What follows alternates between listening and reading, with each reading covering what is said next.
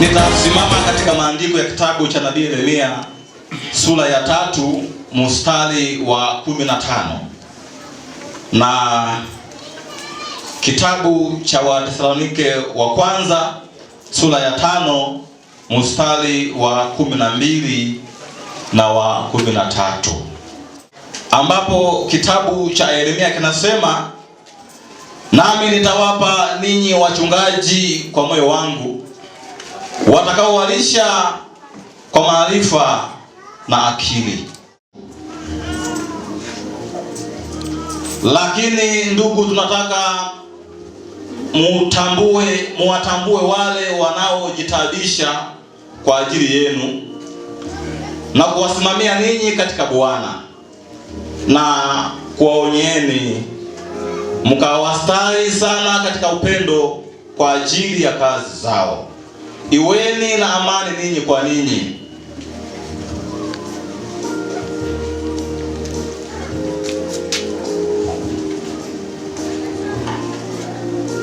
Haleluya, haleluya. Nimesimama hapa kukumbusha vitu viwili tu: wajibu wa mtumishi wa Mungu kwa nafasi ya mchungaji, na wajibu wa washirika, wajibu wa kondoo ambao mchungaji huyu atakwenda kuwachunga. Haleluya, haleluya. Kazi ya uchungaji sio ajira, ni wito. Ndio maana nabii Yeremia anasema, nami nitawapa ninyi wachungaji kwa moyo wangu, watakaowalisha kwa maarifa na akili. Huduma ya kichungaji si ajira, bali ni wito, kama ambavyo mnaona hata kwenye maandishi kwenye bango hapo mbele kwenye kitabu cha Waebrania 5:4. Haleluya, haleluya.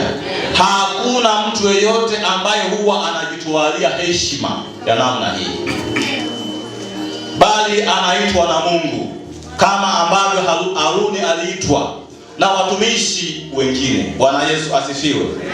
Haleluya. Tumekombolewa, lakini upo wajibu kwa ajili ya kanisa, upo wajibu kwa ajili ya washirika kwa mchungaji. Si tu mchungaji huyu ambaye atakwenda kuwekwa wakfu leo, lakini kwa wachungaji wote. Haleluya, haleluya. Hapa wapo washirika toka maeneo mbalimbali, wapo na wachungaji toka sehemu mbalimbali.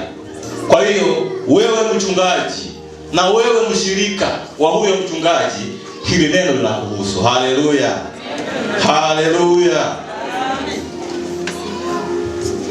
Kazi yako wewe mshirika, kazi yako wewe mwanakanisa, ya kupasa umwombee mchungaji wako.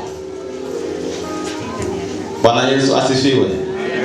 Bwana Yesu asifiwe. Lakini ya kupasa umutii kwa mafundisho ya kweli. Bwana Yesu asifiwe. Bwana Yesu asifiwe. Lakini pia inatakiwa ushirikiane naye katika kazi yote ambayo anakwenda kuifanya. Maana mchungaji yupo kwa ajili ya washirika.